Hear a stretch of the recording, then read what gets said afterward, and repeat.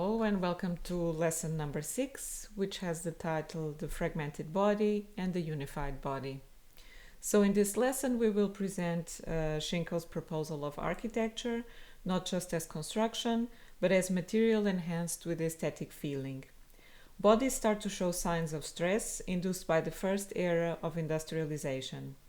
The entertainment industry feeds the public's need for stimulation and relaxation through immersive media, theme parks, panoramas, dioramas, and early cinema.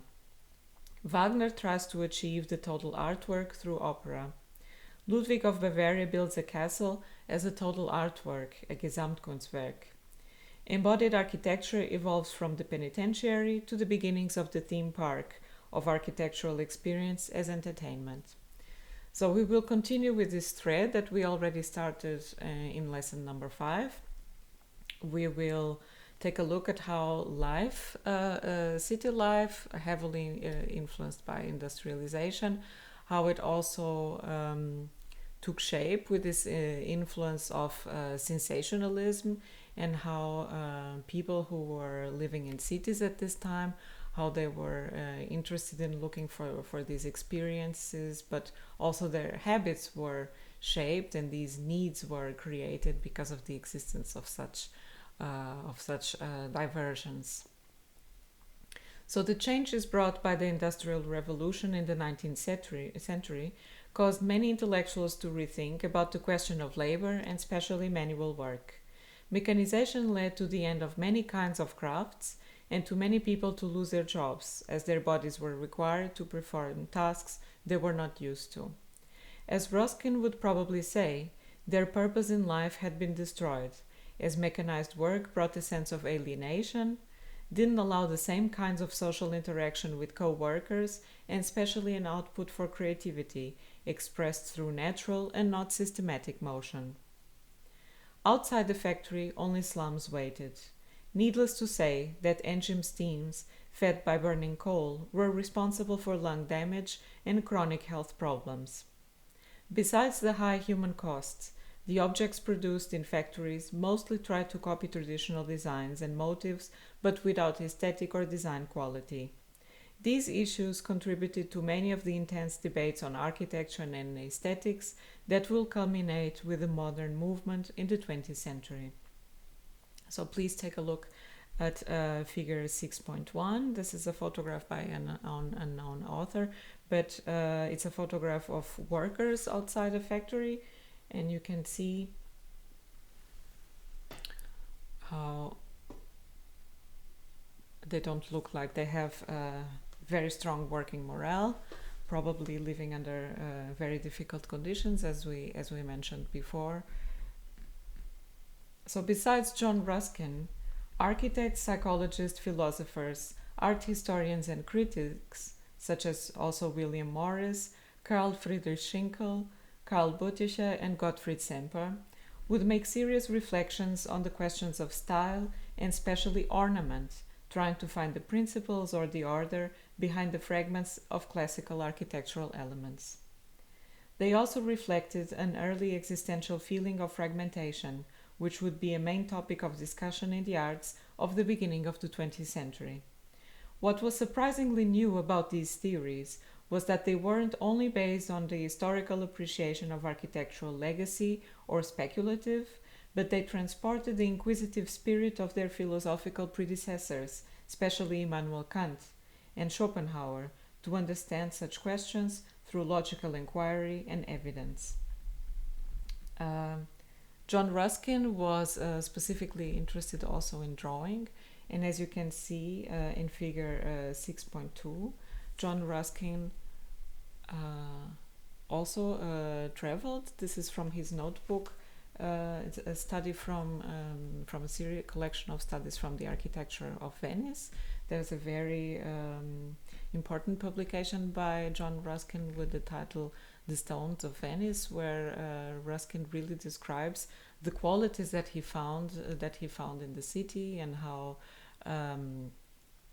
these were built by successive sediments of history that were expressed through buildings, and through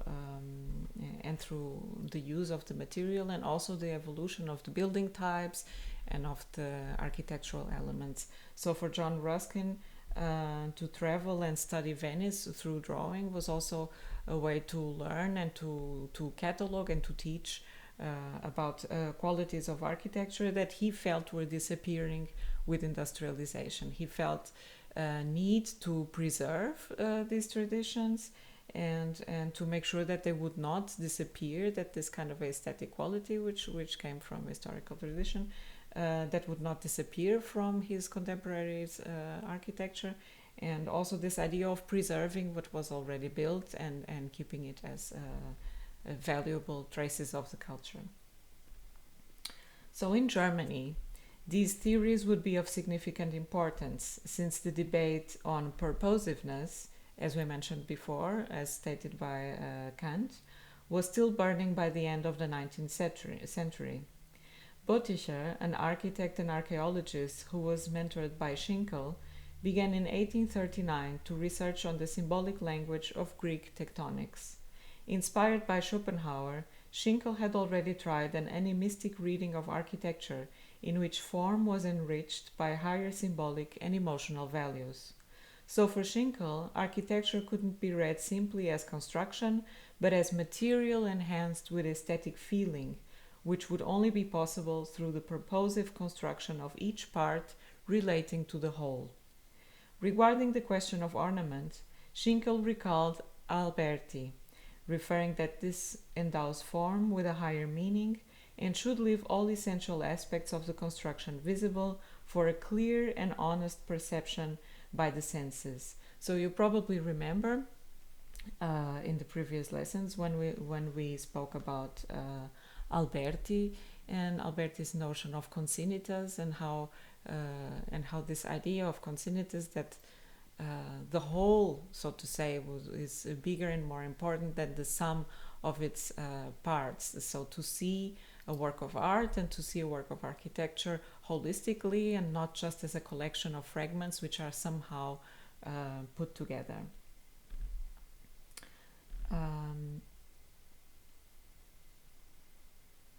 So as you can see from figures 6.3 and 6.4, we have on 6.3 there's an interior of Alberti's Basilica of Saint Andrea in Mantua, so of course a Renaissance building.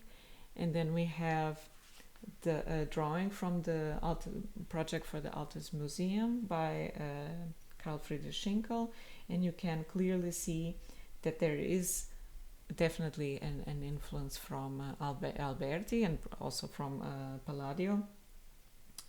So Schinkel was also doing a return to this classicist approach to architecture, but as we will see now further in the text, not exactly as we saw in the case of Perrault with French architecture, that was this very rationalist idea of classicism, because in the case of Perrault, this classicist idea was interpreted through the influence of Descartes and this very logical expression also in the design. In the case of Schinkel, the idea we have is much closer to Alberti, and not so much definitely not this Cartesian approach, but a holistic approach that tries to see the body as an integrated whole, a body or a building as a body, as an integrated whole.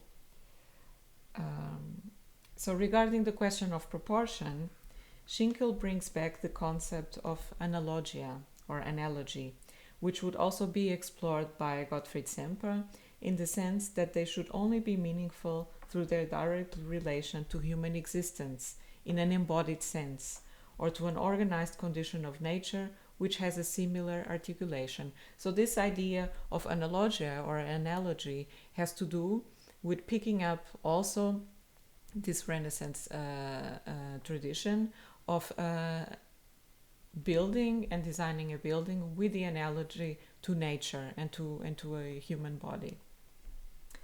So here the role of nature proves of extreme importance, since already Vitruvius had referred to it as the most important source of architectural knowledge.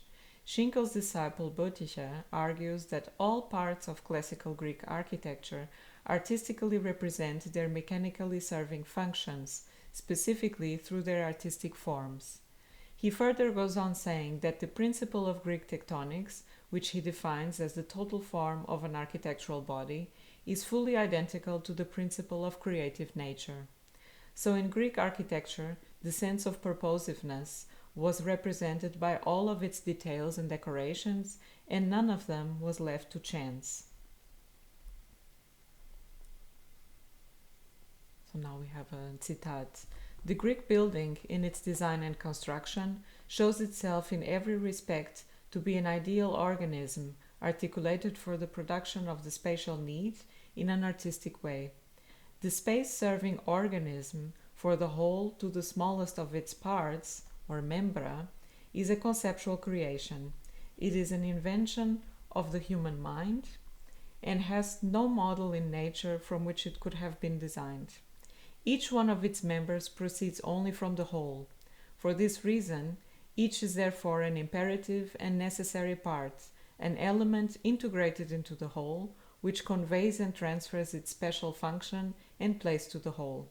From such a conception, the working head of the architect, tektonen, fashions each member into a corporeal scheme, which for the cultivation of space most perfectly fulfills each member's unique function and structural interaction with all other members.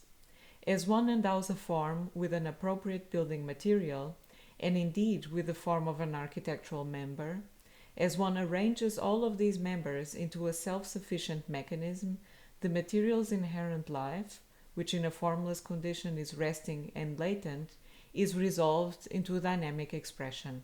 It is compelled into a structural function. It now gains a higher existence and is bestowed with an ideal being, because it functions as a member of an ideal organism. The Albertian notion of consinitas, or the Kantian notion of purposiveness, one could say, would again be referred to by another German architect, Semper, who attributed to architectural forms a rather evolutionist theory comparing architecture to nature and its simple set of ruling laws.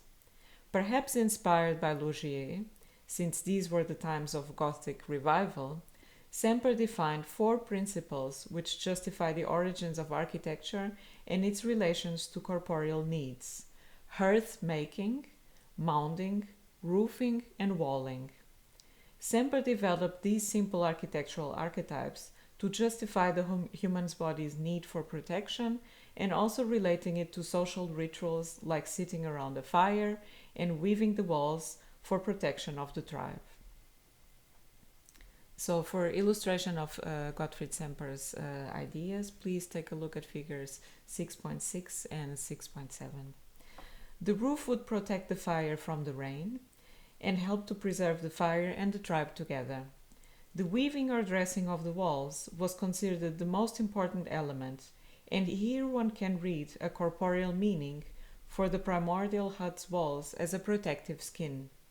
Semper related this to the question of ornament and how the weaving of the protective textiles was used in other cultures, such as the Egyptians and Assyrians, to communicate metaphors and symbols. He was therefore interested in how these traditions were passed from one generation to the other, leading to the evolution of style and construction techniques, mainly manual crafts. Semper also wasn't the only German with an interest for the question of style. Following the contemporary obsession with historicism, King Ludwig II of Bavaria would play a very important part, or in other words, being highly involved from the original concept to the spatial planning and the last decorative details concerning the construction of castles in the historicism fashion, being the Neuschwanstein Castle the most famous. You probably know the Neuschwanstein Castle in Munich. Ludwig was inspired by Richard Wagner's ideas on the Gesamtkunstwerk, or total artwork, which Wagner hoped to achieve through his music, especially in opera. Richard Wagner also had an important friendship with Semper, who would be celebrated by his project for the Opera of Dresden. Please take a look at figure 6.8, where you have a representation of Gottfried Semper's Opera of Dresden. Ludwig II, sometimes called the Moon King for his emotional sensitiveness, would become one of the greatest symbols of Romanticism, and he's really an icon. He was an icon, like a pop star in Bavaria. His idea for the Neuschwanstein Castle came from his admiration of Wagner's work since the age of 15, his fantasy-filled imagination, and his interest for the medieval past. Ludwig had visited in 1866 the ruins of the Chateau de Pierrefonds, which Eugène Violaine-le-Duc was adapting to a historicist palace.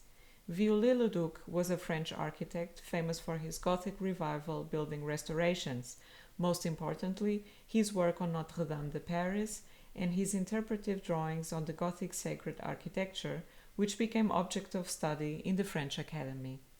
Viollet-le-Duc was also responsible for implementing ideas of conservation and restoration of the historical architectural heritage. This had a high impact on Ludwig, who was an extremely cultivated man, but also a dreamer, who wanted to preserve the true spirit of Bavarian identity in his castles. So you can take a look at figures 6.9 and 6.10, where we have two representations of Eugène Viollet-le-Duc of the Chateau de Pierrefonds from 1858. And you can see nowadays, for our eyes, this romanticism also in the representation. It might even remind us a little bit of Walt Disney's or fairy tales castles, which of course picked up these romantic ideas, these romantic images. But at the time, the idea was really to pick up these motifs from the Gothic and create this kind of fantasy world, which picked up ideas on medieval myths and also narratives from the opera. So the idea to create to design a castle which would be this kind of immersive aesthetic experience. The commission for the project of the Castle of Neuschwanstein was given to a stage designer, Christian Jank, and later to an architect, Edouard Riedel. Ludwig wanted to pay homage to the medieval legends, building a castle suitable for kings in the Romantic style. The castle wasn't built to receive the court, but as a retreat for the king, where he could dwell as if immersed inside a stage play. The castle's interior featured murals alluding to the operas of Wagner, the Holy Grail, an artificial grotto equipped with a mechanical waterfall, and a rainbow machine, a swan boat, and other symbols. These elements contributed to create an atmosphere which recalled the German legend of the Lohengrin, the Swan Knight. The swan would later become the symbol of the Jugendstil, the German form of Art Nouveau.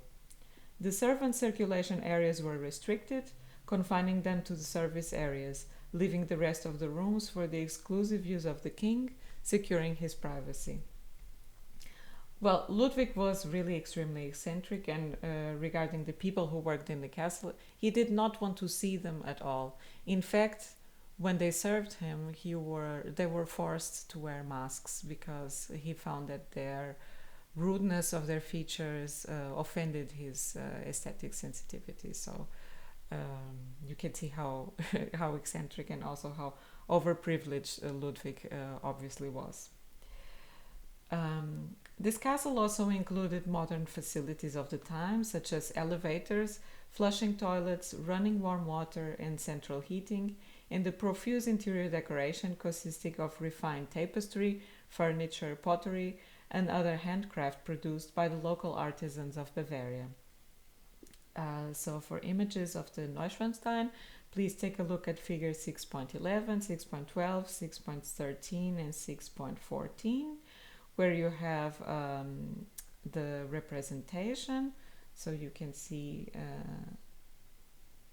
the influence from from the castle of Eugène Viollet-le-Duc.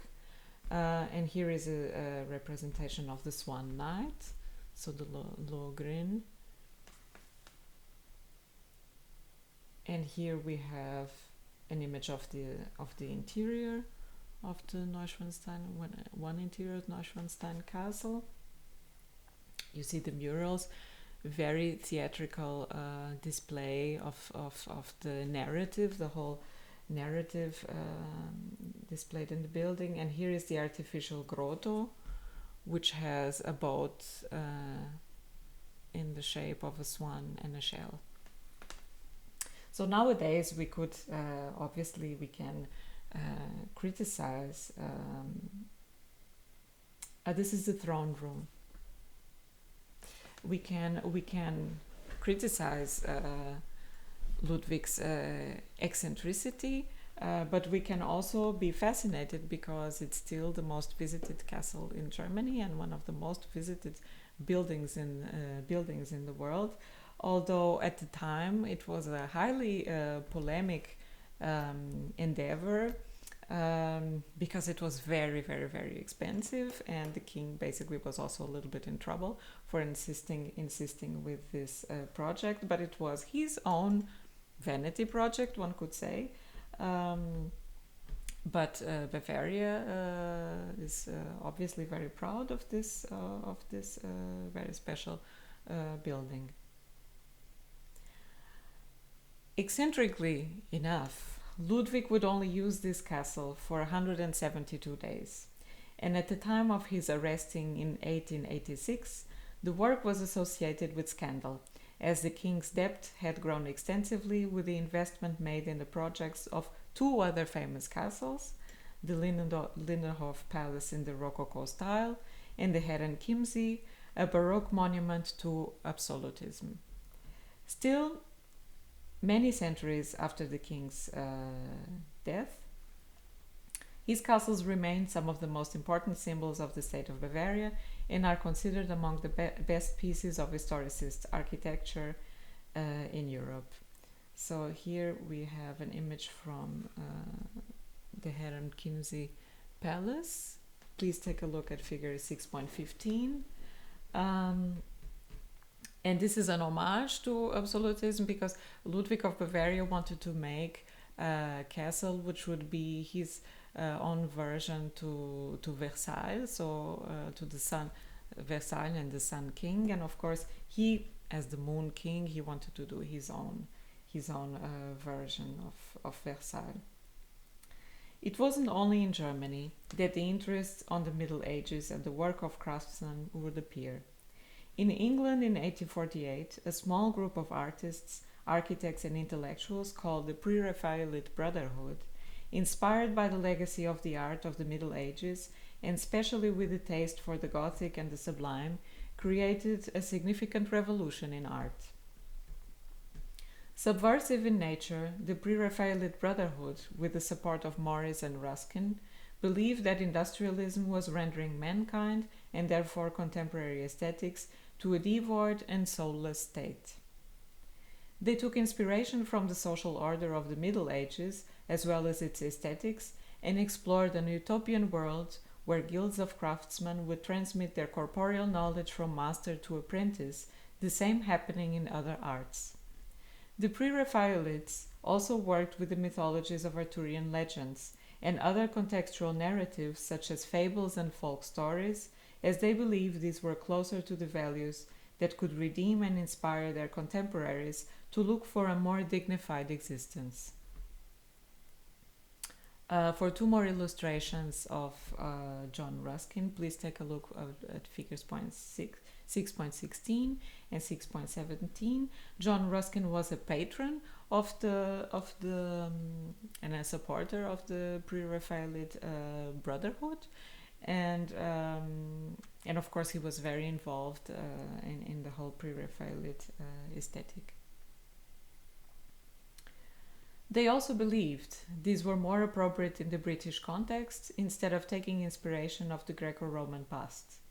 Radical in spirit, the Brotherhood spread their values through painting, poetry, fiction, crafts, lectures and exhibitions, and at that time they were considered justly highly subversive. The models chosen to pose for the paintings weren't the usual classical beauties, and their bodies were represented in a slightly unnaturalistic style, which mixed corporeal ornamental motifs with flowing fabrics, suggesting sensuous free bodies on the inside, the opposite of Victorian disciplinary models. Still, the Brotherhood had a lot of support and important patrons. Here we have figure 6.18. This is the painting of The Lady of Shalott by John William Waterhouse. The Pre-Raphaelite Brotherhood was also very interested in this topic of the myths of the King Arthur, folk legends, and also regarding the female beauty. They were very interested in this idea of the free female body, free loving. We can say that the Pre-Raphaelites were, in a way, they were something in between the first hippies and rock stars. They lived very bohemian. They were very extreme. They were very interested in breaking the rules of and the morals of contemporary society.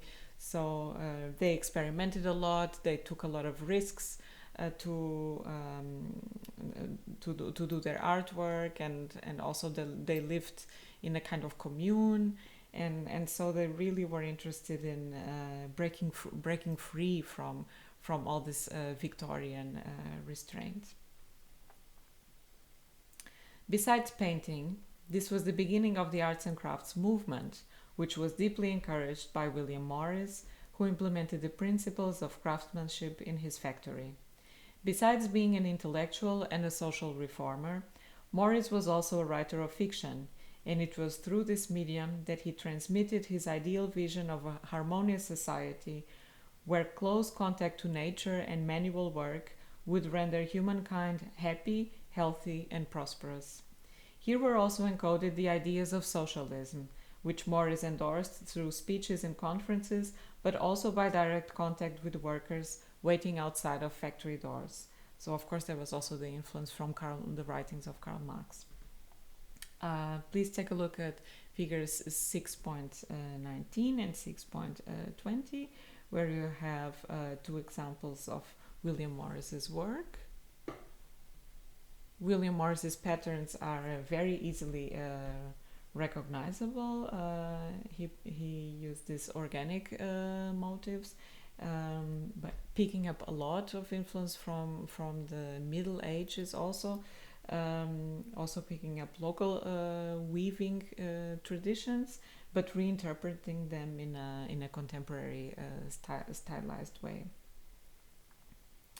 The arts and crafts movement and the interest for nature wasn't only a direct reaction to industrialization, but fundamentally a philosophical reflection on how to harmonize the use of new technologies without losing track of historical and cultural heritage, and eventually bringing industrial work closer to humanist values.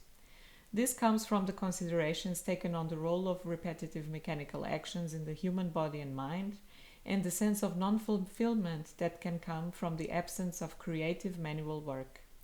Morris also had a fundamental role in affirming the notions of patrimony and monument, bringing to attention the importance of preserving the knowledge of the techniques used in the traditional construction-oriented crafts in order to be able to continue the maintenance of historical buildings and preserving their integrity as much as possible.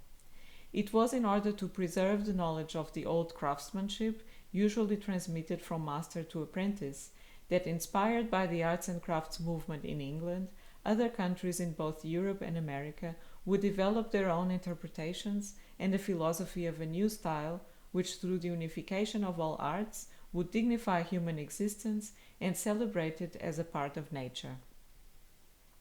We have here two examples. This is from Charles René Mackintosh, Glasgow School of Arts. So the arts and crafts movement had a wide spread expression in Europe, so not just in England with William Morris, but also in Scotland, and then later in France and Belgium, where it bloomed as the Art Nouveau.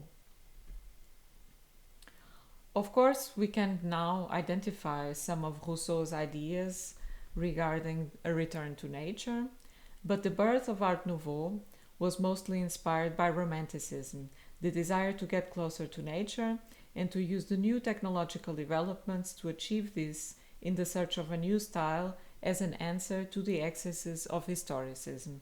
So it was already a reaction to this historicist style. We saw the historicist style in this extreme with Ludwig, for example, the castles of Ludwig of Bavaria, which, by the way, you will get the information on the castles so the images, the floor plans, and the description of the building typology in the materials, which will be annexed in the Moodle platform, so you can complement it with the text. The concern with nature and the aesthetical quality of life of the inhabitants of the large cities where style bloomed can be seen as an early manifestation of what in the 20th century would be addressed as sustainability.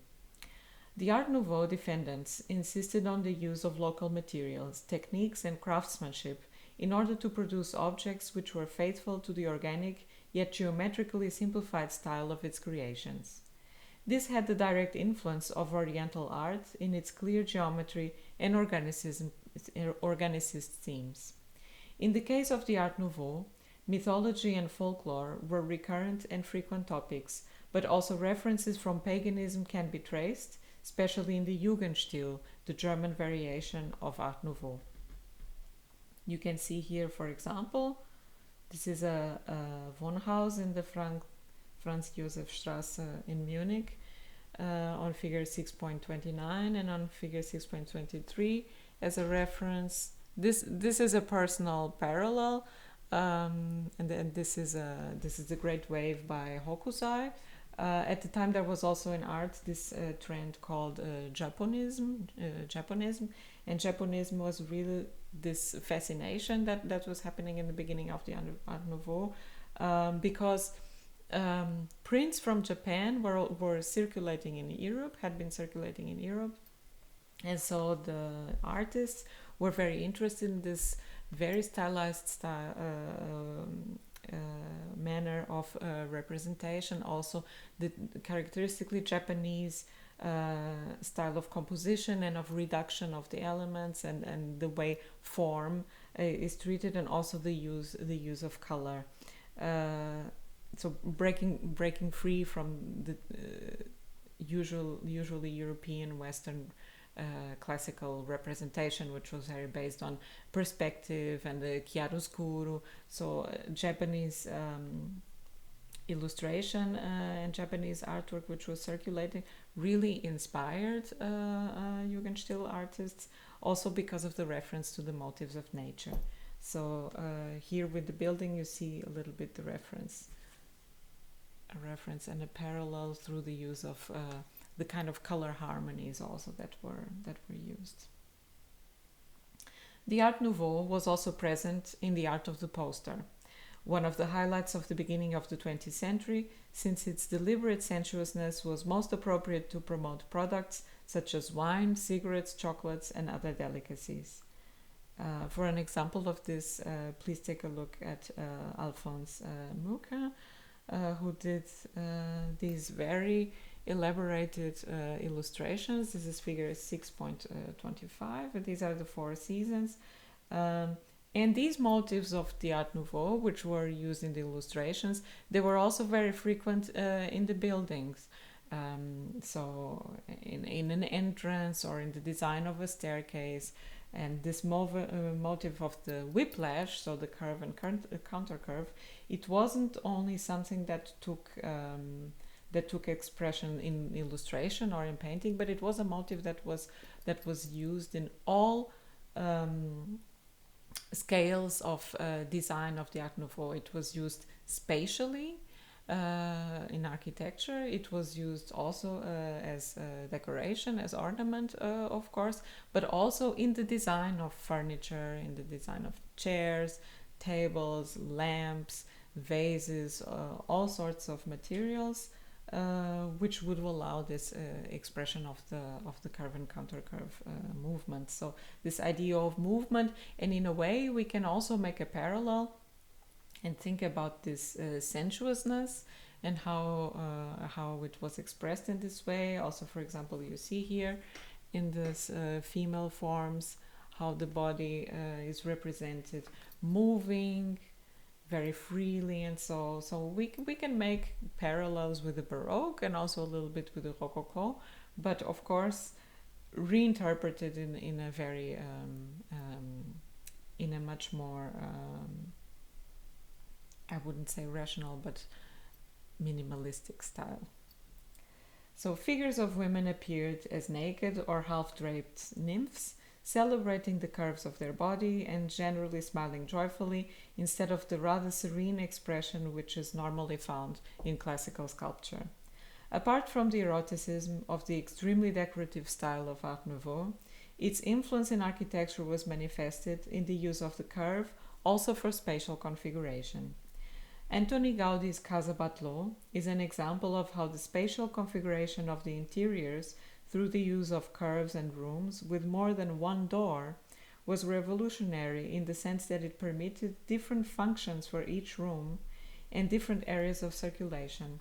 And not only different functions for each room, but also the flexibility to change easily the function of one room, or to extend this room, not just the function, but basically the whole way the room could be used, and how the scale of this room existed, but also allowing the changes, allowing adaptation through time, so allowing change. So for figures of Antoni Gaudi's Casa Milà and Casa Batlló, please take a look at figures 6.26 and 6.27, where you can see examples of this kind of spatial configuration. Also in figure 6.27, you can see how the roof, for example, is not a flat surface, but it's also a carved surface with this kind of complexity and organicity, which was of course possible with the early use of concrete. So it was the birth of a new kind of design, which would evolve according to the needs of the users and their more flexible lifestyle habits. The curve theme was especially present in the work of Belgian architect Victor Horta, who is credited for designing the first architectural building in Art Nouveau. Horta's design for the Hotel Tassel was completed in 1892, featured a semi-open plan floor design, and incorporated curvilinear iron forms with stone in the outside walls.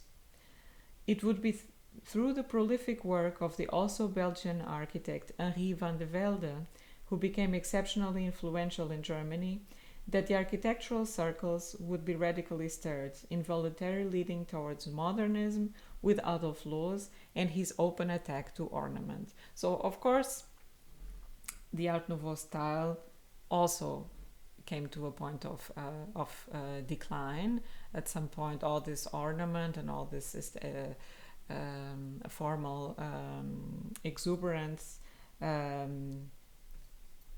became too much to be seen. People got tired of it, and there was also the need to return to a less ornamental and more rationalist approach to design. So please take a look at figure 6.28, where we have the interior of the staircase of the Hotel Tassel by Victor Horta, and you can see through the design of the staircase, these are typical elements of the Art Nouveau, and you can see, of course, the steel column and the wood staircase, and how the staircase develops in this very organic way. You will get in the Moodle files, you will get information about these buildings, so of Antoni Gaudi, Casa Milà and Casa Batlló, and also from Victor Horta, of course, the Hotel Tassel, So you can see in more detail a description about the typology. And this is the end of lesson 6. I hope you enjoyed it, and I hope it was an interesting travel to this time. We covered all these different areas. We started with the factory mood in the cities, and then we advanced through these historicism buildings. So we made a stop in Bavaria with Ludwig's castles. We also covered the Pre-Raphaelite Brotherhood and these ideas in beginning of the arts and crafts movement, and now we ended with Jugendstil, with the Art Nouveau. So until the next lesson.